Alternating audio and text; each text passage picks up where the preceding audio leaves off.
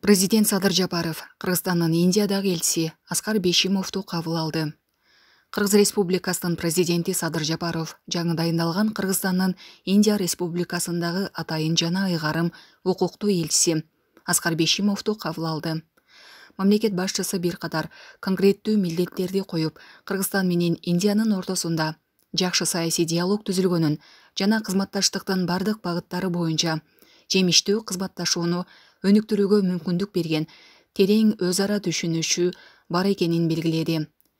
Садыр Жапаров Индия экономикасы өнүккөн өлкө жана түрдүү продукцияларды сатуу рыногу чоң, андыктан эки тараптуу соода экономикалык мамилелерди мындан ары өнүктүрүү маанилүү экенин баса белгиледи. Президент Садыр Жапаров Кыргызстанда потенциалдуу инвесторлор үчүн жагымдуу шарттар түзүлгөнүн эске алуу менен элчиге аларды өлкөгө тартуу боюнча дайыма активдүү иш алып барууну тапшырды. Кыргызстандын Индиядагы элчиси Аскар Бейшимов мамлекет башчысына ишеним көрсөткөнү үчүн ыраазычылык билдирип, ошондой эле индиялык тарап менен көп тараптуу кызматташтыкты өнүктүрүү боюнча бул кызматтагы пландары тууралуу маалымат берди. Индия деген эң чоң өлкөлөрдүн бири, дүйнө жүзү боюнча дагы экономикасы дагы уже почти биринчи орунга чыгайын деп калды. Ошондуктан ушундай чоң өлкөгө сизди ишеним артып мен жөнөтүп атамын.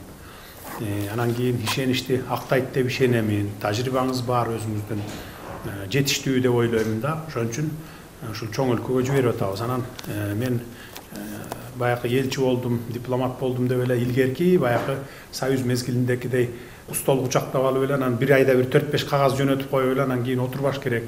Күнү түнү дебей иштеш керек. Өзүңүздүн кол астыңыздагылардын бардыгын иштетип турушуңуз керек. Тапшырмаларды берип турушуңуз керек. Саат сайын, күн сайын дегендей. Анан кийин эң негизги максатыңар баягы албетте биринчи милдетиңер бул дипломатиялык карым-катнаштын алдыга жылдырып, жогорку деңгээлге чыгарыш. Экинчи милдетиңер бар бул эң негизги милдеттердин бири бул дагы инвестиция тартыш. Биздин өлкөгө кандай инвесторлорду алып келсеңер болот. Аякта билесиңер бай адамдар көп, миллиардерлер көп, атагы чыккан.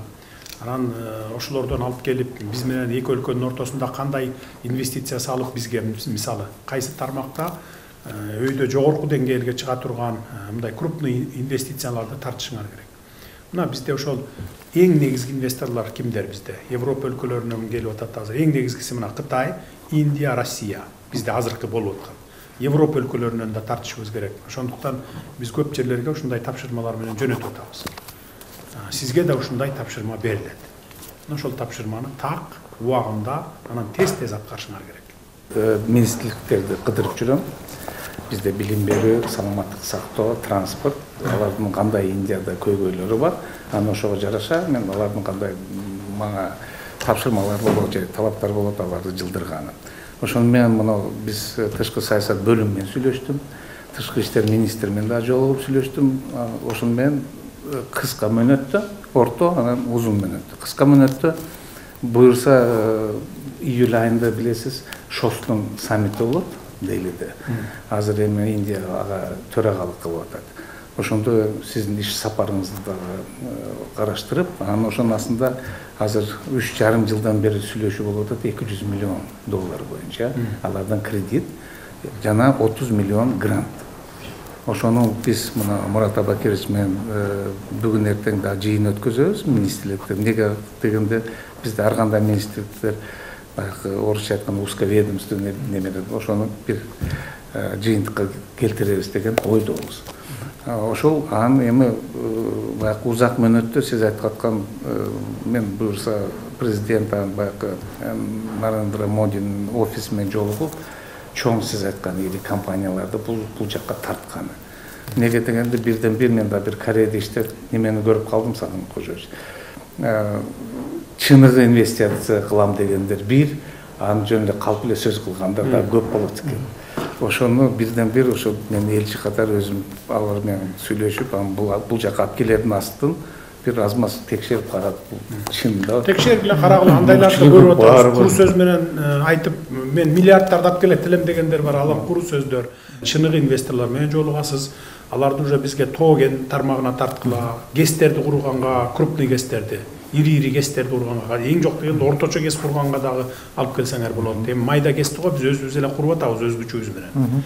Анан эми бизге азыр ири гэстерди, орто гэстерди кура турган партнерлор керек. Ошолорду издеп алып келгиле. Айыл чарба тармагына тартсаңар болот мынакей. Анан продукцияны ошол жака экспорттоп турууга, бирдей пайдалуу келген иштерди да карагыла, ошолорду тарткыла, ушунун үстүндө иштелди. Түшүндүм.